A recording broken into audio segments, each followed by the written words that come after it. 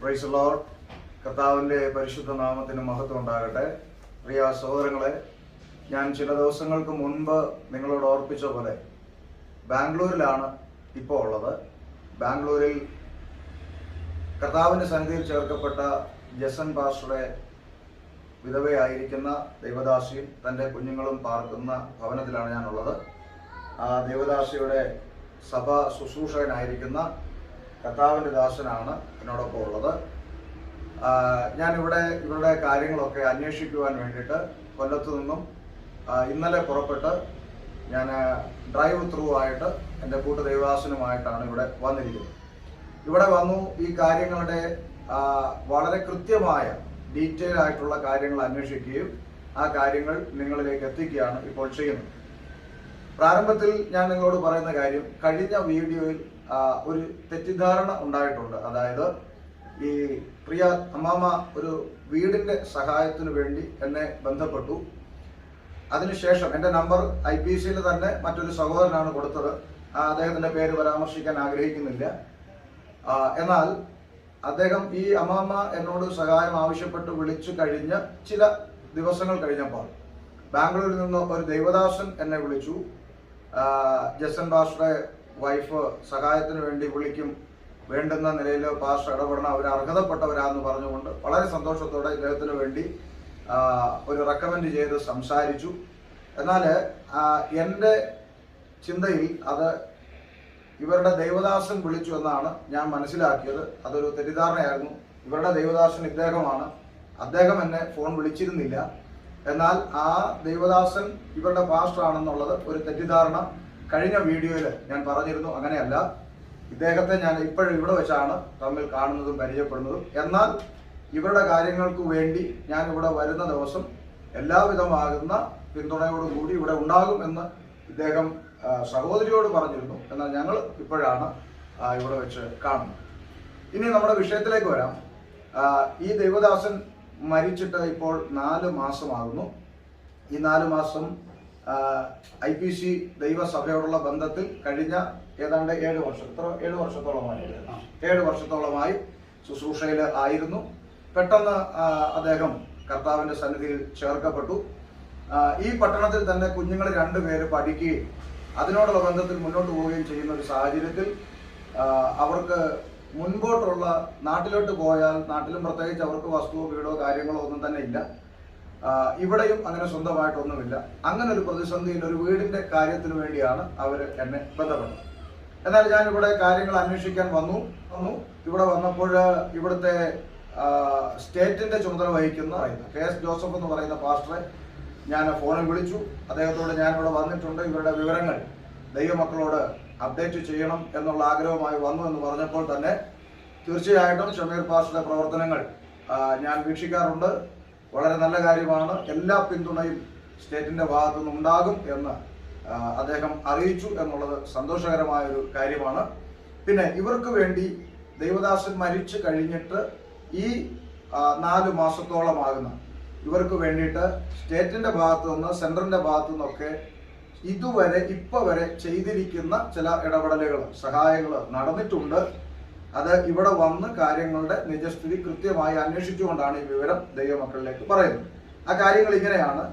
ഈ ദൈവദാസൻ മരിക്കുന്നത് വരെ ഇവർക്ക് വാടക സപ്പോർട്ട് എന്ന നിലയിൽ 5000 രൂപ പ്രതിമാസം സെൻട്രലിൽ നിന്ന് ഇവർക്ക് കൊടുക്കുന്നുണ്ടായിരുന്നു. എന്നാൽ ദൈവദാസൻ മരണപ്പെട്ടു കഴിഞ്ഞപ്പോൾ ആ മരണത്തിൻ്റെ മുഴുവൻ ഫ്യൂണറൽ എക്സ്പെൻസ് മുഴുവൻ സെൻട്രൽ വഹിക്കുകയും ശേഷം ആ 5000 രൂപ സപ്പോർട്ട് എന്നുള്ളത് 10000 രൂപയാക്കി മാറ്റി ഈ 4 മാസം വരെയും കൃത്യമായിട്ട് അവർക്ക് കൊടുക്കുകയും ചെയ്യുന്നു. അങ്ങനെ കൊടുക്കുന്നു. അത്തരം ഇടപെടൽ സെൻട്രലിൻ്റെ ഭാഗത്തു നിന്ന് ഉണ്ടായിട്ടുണ്ട്. അതോടൊപ്പം ഇവരുടെ മകന് പഠിച്ച് ഒരു ജോലി ആകുന്ന വരെ ഇവരുടെ അത്യാവശ്യം ഈ കാര്യങ്ങളുടെ ചിലവുകൾക്കായിട്ട് സെൻട്രൽ പാസ്റ്ററുടെ മകൻ ഇടപെട്ട് അദ്ദേഹം ഒരു 5000 രൂപ വീതം ഇവർക്ക് മാസം ചെലവിനായിട്ട് നിലവിൽ കൊടുക്കുന്നുണ്ട്.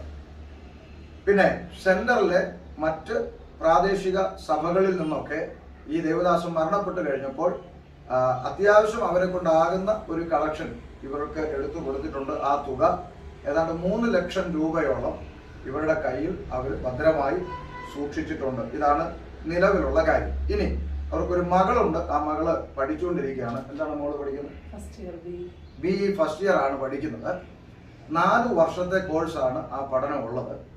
ആ 4 വർഷത്തിന്റെ പഠനത്തിന്റെ ഫീസ് കർണാടക സ്റ്റേറ്റ് സെക്രട്ടറിയുടെ വർഗീസ് ഫിലിപ്പ് എന്ന് പറഞ്ഞ സ്റ്റേറ്റ് സെക്രട്ടറിയുടെ ഉത്തരവാദിത്വത്തിൽ അദ്ദേഹം ആ കാര്യം, ആ 4 വർഷത്തെ ഫീസ് അദ്ദേഹം അത് ക്രമീകരിക്കാം, പേഴ്സണലായിട്ട് അദ്ദേഹം അത് ക്രമീകരിക്കാമെന്ന് ഏൽക്കുകയും അതിൽ 1 വർഷത്തെ ഫീസ് ഇപ്പോൾ തന്നെ അടയ്ക്കുകയും ചെയ്തിട്ടുണ്ട് എന്നുള്ള കാര്യം കൂടെ ഇവിടെ വന്നപ്പോൾ മനസ്സിലാക്കുവാൻ സാധിച്ച കാര്യമാണ്.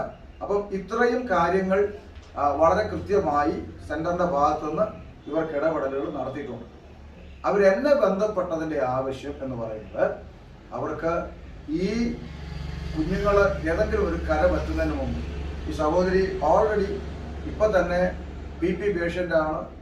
അതോടൊപ്പം കഴിഞ്ഞ ദിവസവും രാത്രി തനിക്ക് നെഞ്ചുവേദന ഉണ്ടായി പല അസ്വസ്ഥതകളിലൂടെ കടന്നുപോയെന്ന് ഇവിടെ വന്നപ്പോൾ അറിയാൻ കഴിഞ്ഞു. ഒരു അമ്മ എന്ന നിലയിൽ ഈ അമ്മയുടെ ടെൻഷൻ എന്ന് പറയുന്നത്, ഈ കുഞ്ഞുങ്ങൾ എന്തെങ്കിലും ഒന്നാകാതെ തനിക്കും എന്തെങ്കിലും വന്നു പോയാൽ, അങ്ങനെ വരുന്നില്ല, ദൈവം സൂക്ഷിക്കും എന്നുള്ളത് നമ്മുടെ പ്രത്യാശയാണെങ്കിൽ പോലും മാനുഷികമായി ഒരു അമ്മയുടെ ഹൃദയം എന്ന നിലയിൽ എവിടെങ്കിലും ഒരു കിടക്കാടം ഉണ്ടാകണം എന്നുള്ളത് അവരുടെ ഒരു പ്രാർത്ഥനയും ആഗ്രഹമാണ്. അതിനു വേണ്ടിയിട്ടാണ് അവര് എന്നെ ബന്ധപ്പെട്ടത്. എന്നെ അവർക്ക് വ്യക്തിപരമായി അറിയില്ല. IPCയിൽ തന്നെ ഒരു സഹോദരൻ പറഞ്ഞതുകൊണ്ടാണ് അവർ ബന്ധപ്പെട്ടതും. അങ്ങനെ ഒരു യൗവനത്തിൽ അല്ലെങ്കിൽ പ്രതീക്ഷിക്കാത്ത ഒരു സമയത്തിൽ ദൈവദാസന്മാർ നിത്യത്തിൽ ചേർക്കപ്പെട്ട ദൈവദാസന്മാരുടെയും കുഞ്ഞുങ്ങളുടെയും ഒക്കെ സാഹചര്യം നമുക്ക് ചിന്തിച്ചാൽ മനസ്സിലാകും. കാരണം ഞാനും ഒരു ദൈവദാസനാണ്.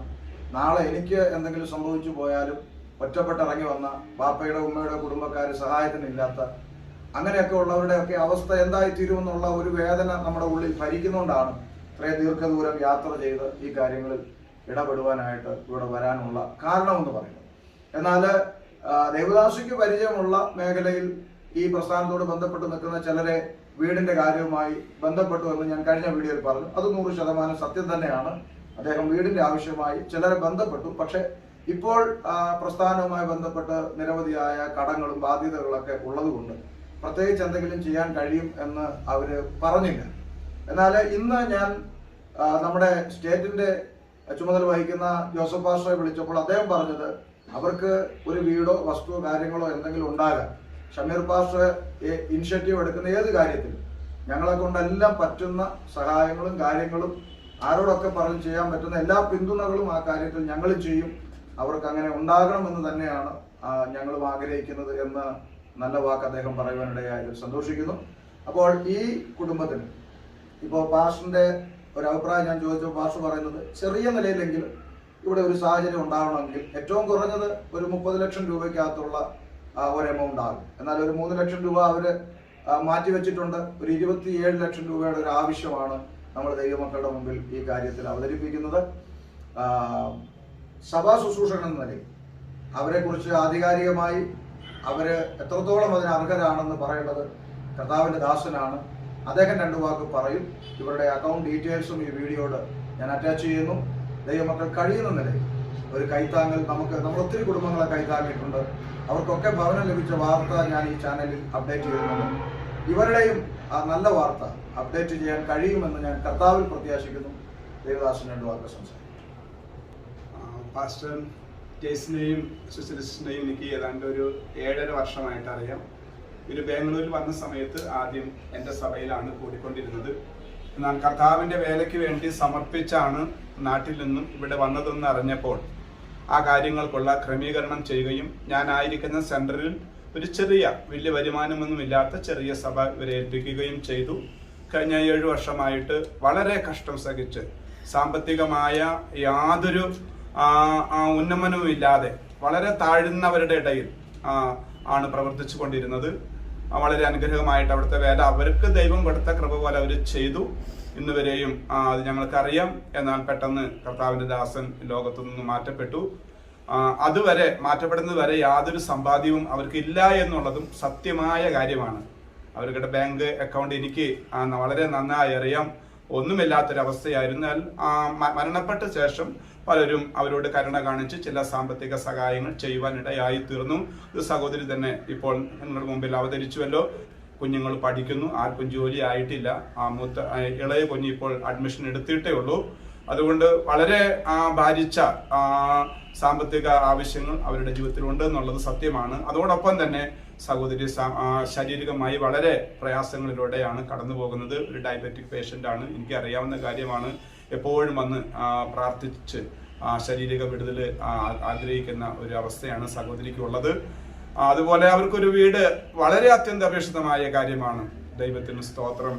നമ്മളെല്ലാവരും കൂടി സഹകരിച്ചാൽ ആ കുടുംബത്തിന് ഒരു തണലാകും.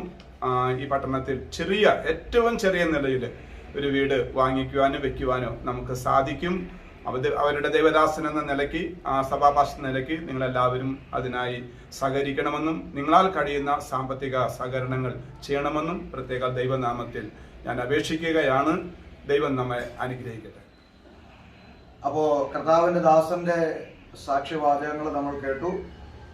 ഞാനിവിടെ വന്ന് മനസ്സിലാക്കുമ്പോൾ നമ്മുടെ കേരളത്തിലെ പ്രവർത്തനങ്ങൾ നടക്കുന്ന പോലെയല്ല വടക്കേ ഇന്ത്യയിൽ എന്നുള്ളത് നമുക്കറിയാം. അതുപോലെ തന്നെയാണ് IPCയുടെ അല്ല ഏത് പ്രസ്ഥാനത്തിൻ്റെ ആയിരുന്നാലും. അപ്പോൾ ഇവിടുത്തെ സെന്ററിന്റെ പ്രവർത്തനങ്ങളോ ഇവിടുത്തെ സ്റ്റേറ്റിന്റെ പ്രവർത്തനങ്ങളൊക്കെ അത്ര കേരളത്തിലെ പോലെ സുഗമമായി നടക്കുന്ന ഒരു സാഹചര്യം അല്ല ഇവിടെ ഉള്ളതാണ് ഇവിടെ വന്നപ്പോൾ മനസ്സിലാക്കാൻ കഴിയുന്ന കാര്യം. ഇത്തരത്തിലുള്ള പ്രവർത്തനങ്ങൾ ദൈവമക്കളുടെ വിലയേറിയ ശ്രദ്ധ തുടർന്നും ഉണ്ടാകണമെന്ന് ഞാൻ നിങ്ങളോട് റിക്വസ്റ്റ് ചെയ്യുന്നു. അവരുടെ അക്കൗണ്ട് ഡീറ്റെയിൽസ് ആണ് ഇതിൽ അറ്റാച്ച് ചെയ്തിട്ടുള്ളത്.